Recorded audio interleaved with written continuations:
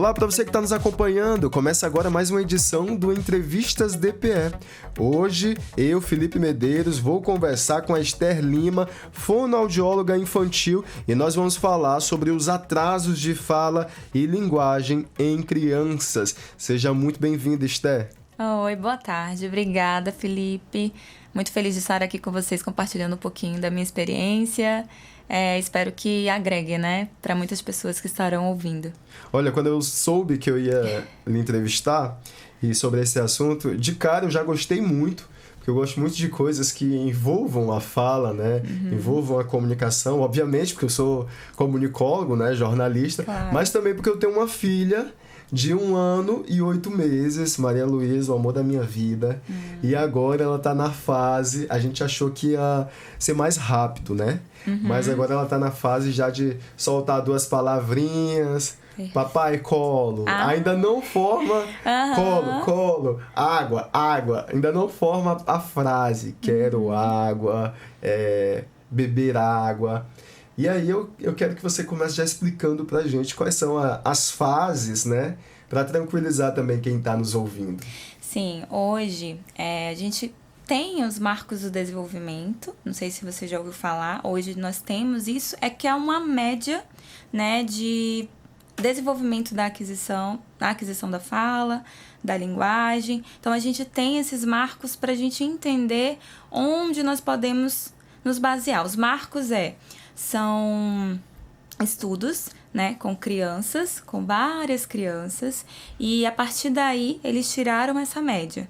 Não, 1 ano a criança deve começar ali a falar as primeiras palavrinhas. Só que a gente tem que entender que existe essa média e que pode atrasar um pouquinho ou ser um pouquinho mais adiantada. Aí nós entramos na questão de, vamos esperar o tempo da criança. Pode existir isso? Sim.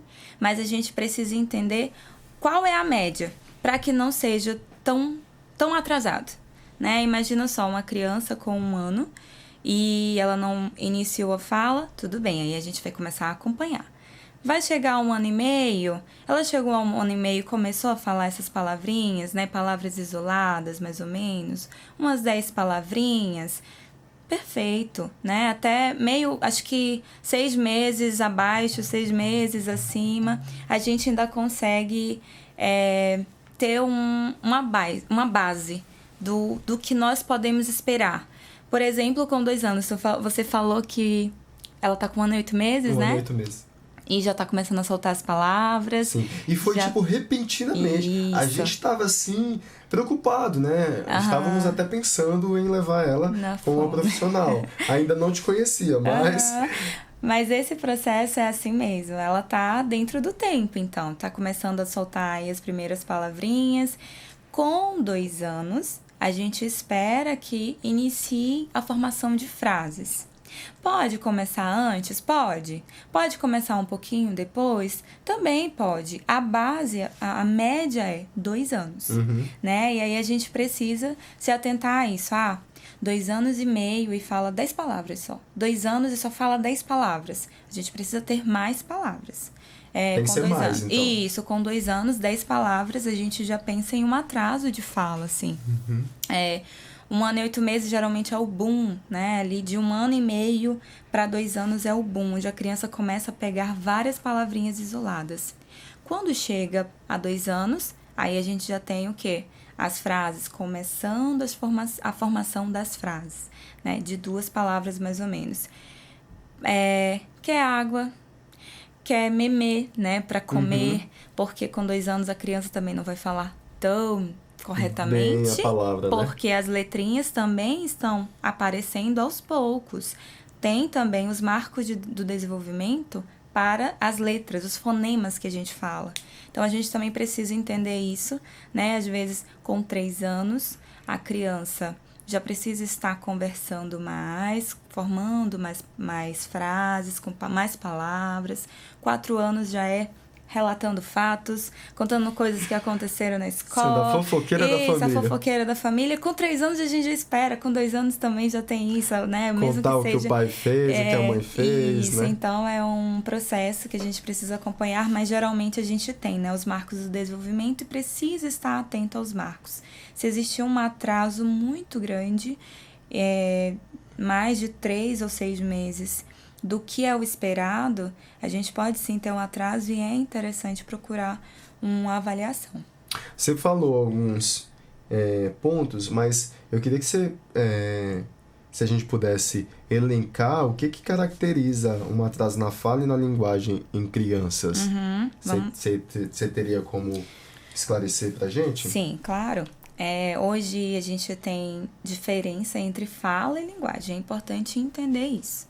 A fala é o movimento que eu faço, é a minha articulação, né? Então, se caracteriza dessa forma. O atraso de fala, a criança tem uma dificuldade, um atraso na fala, o nome já diz. Agora, se a gente pensa em linguagem, a gente vai pensar no contexto. Uma criança que, né, chegou a uma certa idade, 2 anos, já para estar compreendendo as coisas. Fulana, pega tal coisa que está em cima da mesa, pega a bola que está em cima da mesa, pega o celular da mamãe, abre a porta, e a criança não entendeu. Isso é linguagem, né? Isso é linguagem. Aí a gente pode pontuar um atraso na linguagem. Sim. A criança tem dificuldade de compreender o contexto, os comandos, o que está à volta, né? Agora fala, é o ato motor, é aquilo é o movimento que eu faço para falar as palavrinhas. Perfeitamente. E o que colabora para isso seguir no tempo certo ou para atrasar? O que? É tela? O pai tá sempre estimulando, os pais, né, estarem sempre estimulando, conversando, dando comandos de linguagem? Hoje tem muitos fatores que podem influenciar no atraso, tanto da fala quanto da linguagem. A gente pode ter um pouco estímulo ambiental, né, onde a criança não é estimulada de uma forma efetiva. Então, ela acaba tendo, talvez, uma exposição por muito tempo a telas, né? É uma das coisas que podem influenciar também no atraso de fala e de linguagem, porque a criança tá ali vendo, aí a gente pensa, nossa, tem muitas cores, né? Tem muitos estímulos, tem musiquinha, tem números, tem letras, mas a criança não está fazendo. Ela só está vendo uma coisa, ela só está vendo aquelas imagens ali. Tem crianças que assistem dessa forma, quando elas estão... Tô vendo ali, mas eu não tô fazendo. Imagina você que só vê, mas não pratica, né? Eu preciso fazer para eu aprender. Então, com a criança é da mesma forma. A gente pode ter também outras questões, como o autismo, né? Muitas vezes o TDAH pode influenciar no atraso da fala ou da linguagem por conta da atenção, uma criança que tem uma dificuldade para se concentrar, né? Pode ter transtornos específicos da linguagem em que a gente não tem uma causa específica, a gente não sabe o porquê que a criança tem aquele atraso, mas ela tem, né? E aí, mas eu estimulo tanto em casa, então não tem uma causa, às vezes não tem uma causa específica, e a gente vai saber a partir da avaliação e do processo de intervenção. Eu estou ali, a criança está ali, vamos avaliar para ver o que está acontecendo, né? Eu geralmente faço a escuta inicial com a criança para saber o que pode ter acontecido. Vamos pensar, né, no nascimento, na gestação, como é que foi esse desenvolvimento aqui de 0 a 1 ano, de 1 mês a 1 ano. Ela foi uma criança silenciosa? Porque muitos casos de atraso de fala estão atrelados a isso. E a gente consegue associar. Era uma criança muito silenciosa e hoje ela não... Está começando agora o balbucio, está começando agora a vocalizar, né? E aí a gente acaba investigando cada situação para saber o que pode estar acontecendo. Mas assim, tem situações em que não tem algo específico que causou aquilo, né? Pode ser que apareceu mesmo. a situação e aí a gente se atenta no processo de intervenção. O importante é intervir de forma precoce, para aquela criança conseguir se desenvolver e alcançar os marcos do desenvolvimento, que é o que a gente espera. E nada de colocar pinto pra piar na boca da criança, né? Leva pronto. no médico, leva na fono. É um mito, tem até um meme, né? Não sei se você já viu. R$500 a avaliação da fono. Pega, coloca. E aí. Pelo amor de Deus, isso é um mito. É um mito. Passa gerações, né? Mas como que funciona o tratamento e o acompanhamento com diferentes casos? Aí você pode até exemplificar para a gente entender melhor. Tá, inicialmente, como eu já falei, a gente vai avaliar, né? Vamos verificar, é uma questão de linguagem, então nós vamos atuar dentro dessas dificuldades de linguagem que a criança tem. Quando a gente pensa em uma criança muito pequena, eu gosto de usar muito o lúdico. Porque é criança, né? Então a gente... E tem até uma frase que fala, é brincando que se aprende. Pode ser muito, né, ali, clichê, porém, é real isso. Sim. A criança aprende brincando. E, inicialmente, a gente faz uma intervenção estruturada, porém de forma lúdica, onde a criança se sinta motivada. Eu sempre falo para os pais, não é sobre você só pedir para a criança repetir o que você tá falando. Isso é muito bacana você falar isso. Porque assim, eu tô aqui, né, tem um copo, fala copo. Não, eu sempre falo, olha, não adianta a gente fazer isso aqui se a criança não tá motivada, né? Eu preciso fazê-la se sentir motivada a falar aquilo, de alguma forma. E criança se motiva como? Brincando, né? Você pode colocar ali, às vezes, cantando, às vezes com um livro, ver o que motiva essa criança, né? Então, eu avalio primeiro, vejo as preferências da criança, vejo o que ela gosta. Se é uma questão de linguagem, então eu trabalho mais voltado para essa parte do lúdico, Sim. né? Para ela poder se sentir motivada e a gente conseguir desenvolver de uma forma efetiva aquela comunicação, aquela fala, aquela linguagem como um todo. Eu preciso que a criança entenda o que é em cima, o que é embaixo, o que é pegar tal coisa que está dentro, o que está fora. Isso faz parte da linguagem. Abrir e fechar, intervenção de linguagem que a gente fala. E aí, tudo isso a gente usa o lúdico para fazer com que a criança se sinta motivada e queira fazer e faça e seja uma terapia legal. E diante dessa nossa rotina cada vez mais intensa, dos pais, né? De nós, adultos, a gente também acaba ficando sem paciência, né? E é muito importante os pais, quem cuida, ter paciência. Eu vou te dar um exemplo de hoje. Hoje pela manhã, antes de eu sair pro trabalho, a minha esposa pediu pra minha filha, fecha ali o micro-ondas, que a porta tá aberta. Ela foi lá e fechou a porta da cozinha. Aí eu achei muito engraçado, curioso. Aí a gente teve que mostrar, o micro-ondas é esse aqui. E muitos adultos, muitos pais não têm essa paciência, né? Tipo, não deixa a criança ver o que é e ela ter mais uma chance de fazer aquilo ali da forma correta. Isso é importante também para o desenvolvimento adequado da fala e da linguagem, né? E da linguagem, com certeza. A criança, ela aprende, principalmente do tamanho que está a sua querida. Ela aprende vendo, né? Eu preciso também ver. Eu vou aprender a partir do modelo que me dão. Com 2 anos, 1 ano e 8 meses, 1 ano e meio, 2 anos, a criança ela vai aprender a partir do modelo. Se eu vejo o papai fazendo isso, eu vou querer fazer igual. Se eu vejo o papai batendo palma, eu vou querer bater palma, né? Se eu vejo o papai no celular, eu vou querer ficar no celular. Se bem que hoje em dia as crianças, né, já estão... aprendem como Parece é o dedinho. Mas pela imitação. Eu preciso ensiná-la a fazer isso dentro de casa. Eu falo, a rotina é muito importante. Tá ali... Fulana, pega a vassoura pra mamãe, que a mamãe vai varrer a casa. Olha, vamos lá beber água. Aí, vamos pegar o copo. Vamos pegar... inclui na rotina, porque a criança vai começando a entender sobre o que está acontecendo ali. E em alguns casos a gente vê o quê?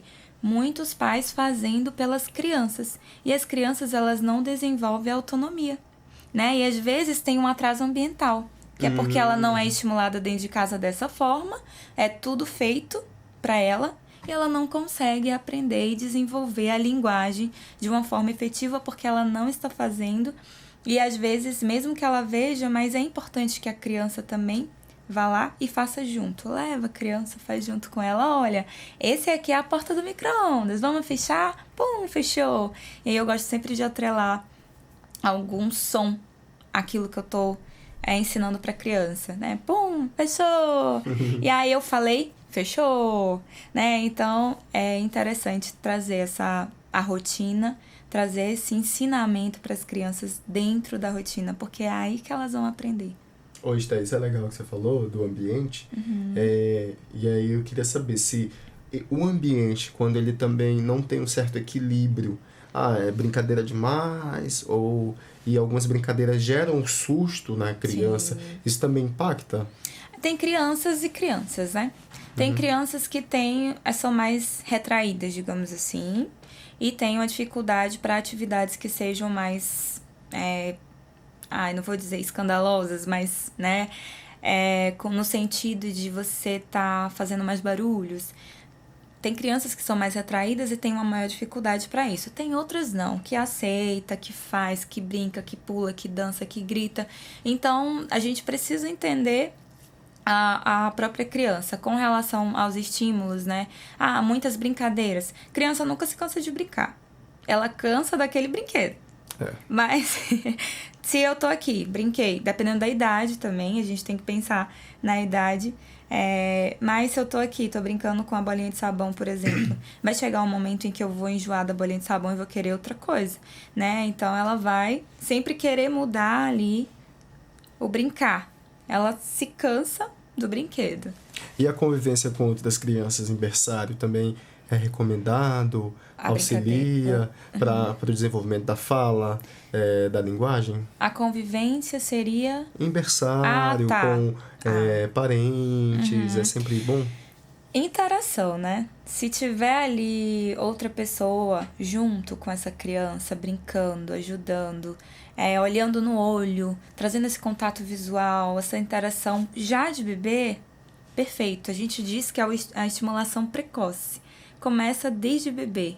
Ali essa interação com o adulto, né? Então, papai, mamãe tá ali, vai brincar com aquele bebê, já mostra as coisas, já mostra a boca, já olha no olho, já vai brincando, já vai mostrando o som das coisas. Essa interação com o adulto desde bebê é importante, porque a gente já vai estimulando a linguagem desde o início. Então, é interessante nós termos também, nos atentarmos para o estímulo desde bebê. Não pensar somente quando a criança apresenta um atraso, né? Porque daí é o que se torna mais difícil. Se a criança tem um estímulo adequado desde bebê, provavelmente, né, existem exceções, a criança vai ter um melhor desenvolvimento da fala, da linguagem, da parte motora como um todo. Sim, e antes da gente começar esse nosso bate-papo aqui, gravado, né? A gente conversou uns minutinhos antes e a gente falou sobre a famosa língua presa, né? Qual a dica que você dá para os pais observarem isso e quanto mais cedo buscarem ajuda, é também muito importante para as crianças, não é? Sim. Geralmente, assim que o bebê nasce, a gente precisa fazer o teste da linguinha que fala. O teste da linguinha é para verificar se a criança tem alguma alteração do frênulo. Sim. Hoje em dia, a gente vai muito pela parte funcional do bebê. Geralmente, a gente vê, a criança está com dificuldade para mamar, né? Então, pode ter uma intervenção ali de frenetomia para fazer a cirurgia, que é o famoso PIC que fala. Mas a criança consegue mamar, mas tem ali o frênulo lingual curto. Hoje em dia, depende muito de cada profissional, né? O processo de intervenção, para fazer a cirurgia. Tem profissionais que decidem não fazer, porque a parte funcional que naquele momento é mais importante. Isso, a alimentação, né? Tá ok. Então, a gente acaba esperando um pouquinho mais. Só que em alguns casos pode influenciar na fala. Então, é importante também verificar como que está essa língua, se aquele frênulo tá pouco encurtado, se é muito grande, muito anteriorizado, se faz o famoso formato de coração, quando levanta a língua. E tudo isso é avaliado no teste da linguinha, né? O bebê tá ali, às vezes, no choro, avaliado amamentando, para verificar se existe a necessidade ou não de fazer a cirurgia, o PIC. Quando a criança vai crescendo, eu vejo muitos casos, né? Hoje, como eu trabalho mais com crianças maiores, de crianças que necessitam e que a fala fica prejudicada por conta do frênulo. Eu não vou dizer que é uma alteração tão grande. Muitas vezes a gente vê o R vibrante, né, que é um dos que mais são afetados, mas tem crianças também que têm essa dificuldade de mover a língua. E aí acaba influenciando para alguns fonemas que são utilizados, que a língua é utilizada. Por exemplo, T, o D, você levanta a língua para falar esses fonemas. O lá, o na, né? Então, são fonemas que acabam, pode ser que fiquem alterados se a criança tiver um frênulo lingual curto, mas o mais impactado é o R vibrante, que é o mais comum, assim, vamos ver como é que tá essa língua. A língua tá alterada. Mas eu tenho casos de pacientes que têm uma fala bem difícil de compreensão nesses fonemas que eu te falei, né? Que utilizam a língua. T, o D, o na, o lá, que levanta a língua. E aí a gente precisa de uma intervenção cirúrgica porque existiu um atraso para intervenção aí. Aí entra o caso. Fez a cirurgia. É um só o que chega para mim. Tem médicos, né, que fazem. Otorrino, cirurgião dentista, cirurgião também faz. Fono não faz, mas a gente entra na fonoterapia. Tem casos em que, eu peguei muitos assim, crianças passaram pela cirurgia, porém não tiveram a intervenção. A língua é músculo. Se não tem fono, acaba acontecendo de voltar. E aí a criança tem que ter uma nova intervenção cirúrgica. E cirurgia é invasivo, né? Então, a cirurgia tem que ser acompanhada da fono, né? Pra gente melhorar aí, trazer uma mobilidade adequada para essa língua. Entendi, perfeitamente. Assim, é importante se destacar também, né, que fono tá aí para as pessoas irem, né? Isso. Qualquer dúvida, então dá esse alerta aí para as pessoas, por favor, porque a gente fica muito no achismo, fica muito na internet, né? Indo atrás, o doutor Google, né? Olha, e cara, vocês estudam muito para isso, né? É importante, fono, você deu exemplo de fisioterapia, né? Então, é importante. Então, explica pra gente em que casos os pais podem levar as crianças, né? Porque é a sua especialidade, mas também em que casos esses pais, esses adultos podem também procurar um fonoaudiólogo. Eu, por exemplo, lembro que na época de ensino fundamental, médio, eu tinha um amigo que ele era gago. E ele conseguiu reverter a gagueira dele, inclusive ele trabalha hoje na defensoria também, né? Ele conseguiu reverter a gagueira dele com o fonoaudiólogo. E isso mostra a importância desse profissional, né? Do que vocês desempenham. Porque, a gagueira, ela traz inúmeros constrangimentos e atrapalha a sua vida, né? Sim. Olha, já falei um pouquinho aqui sobre os marcos do desenvolvimento, então o alerta que eu dou é se atentar, né, a essas dificuldades. A criança tá ali com 1 ano e meio, não fala nada. A criança tá com 2 anos, fala 10 palavras. Tem 3 anos e você não consegue compreender nada do que ela fala. Então, é importante se atentar a esses sinais, né? Muitas vezes os pais se baseiam em outra criança. Mas fulano falou com 6 anos. E aí a gente entra no quesito de uma criança com 6 anos já consegue compreender tudo o que acontece à sua volta e já está na escola. E isso atrapalha o processo de interação. E eu tenho crianças hoje que têm 7, 8 anos, têm uma dificuldade na fala. E isso está impactando o processo de interação, né?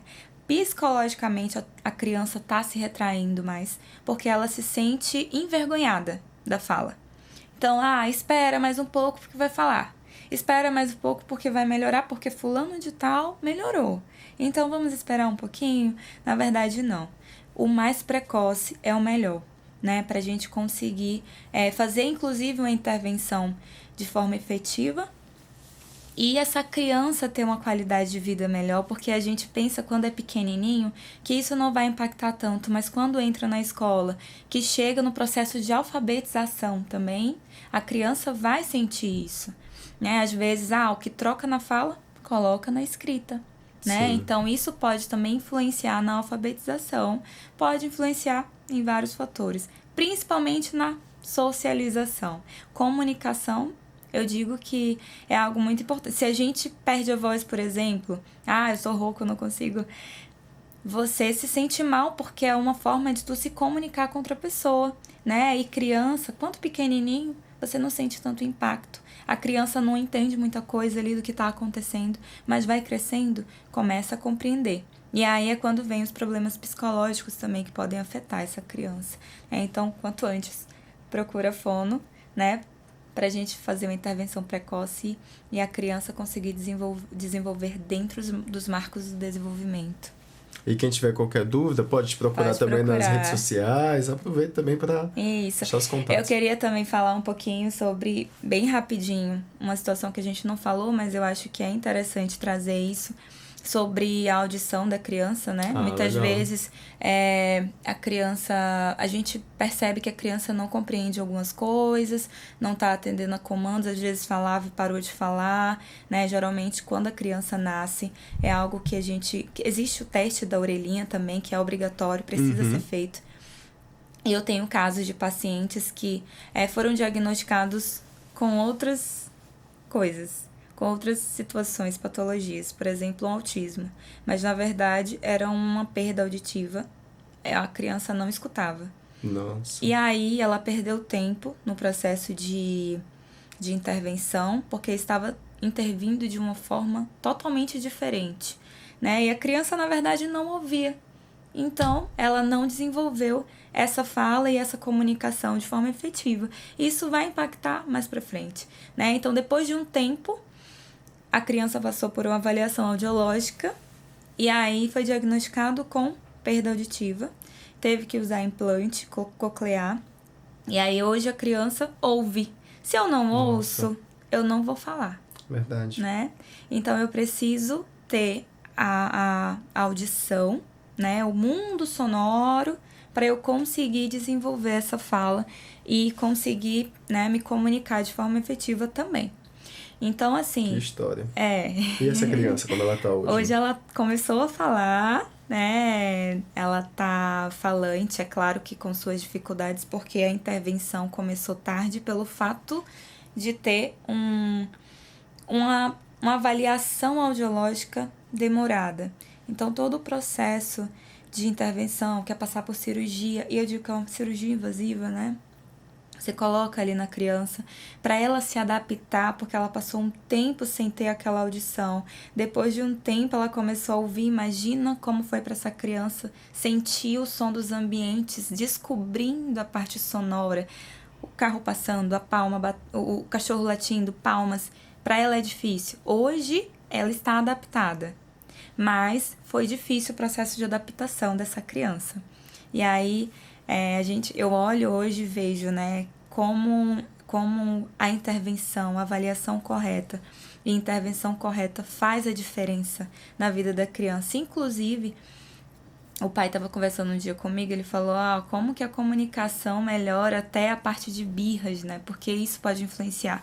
Se eu não estou sendo entendida, vai ser difícil para mim, então eu vou tentar me comunicar de outras formas. E às vezes a forma que eu vou encontrar é choro, né? Porque eu não consigo falar, eu não consigo dizer o que eu quero. As pessoas não compreendem o que eu quero. E aí existem comportamentos que acabam influenciando na vivência da criança. E quem quiser ser atendido pela fono Esther... Tá, meu... Deixa eu procurar aqui porque eu esqueço. Sem problema. Mas pode falar onde atende também. Hoje eu tô atendendo um consultório particular ali na Avenida Brigadeiro Eduardo Gomes, bairro 31 de Março. O meu arroba do Instagram é @fono.esterlima. @fono.esterlima. Facinho. Isso. E lá tem o meu contato, né? Mas eu vou falar o meu contato. Tem o DDD 92, ainda de Manaus. 98448-9163. Perfeito. Parabéns pelo seu trabalho, viu? Eu te agradeço muito pelos esclarecimentos, ainda mais para um pai de primeira viagem, que sou eu, e só pela nossa conversa. Sim. Me sinto aliviado, tá tudo bem em casa. Tudo bem, mas qualquer coisa me procure, mas eu acredito que não, ela está, ó. Muito obrigado, viu? Gente, eu conversei com a Esther Lima, fonoaudióloga infantil. A gente conversou sobre os atrasos de fala e linguagem em crianças. Lembrando que essa foi mais uma edição do podcast Entrevistas DPE, que você pode acompanhar no Spotify, Deezer e YouTube aqui da Rádio Defensoria. Eu sou Felipe Medeiros e até uma próxima. Muito obrigado, Esther. Tchau, tchau. Eu que agradeço. Tchau, tchau.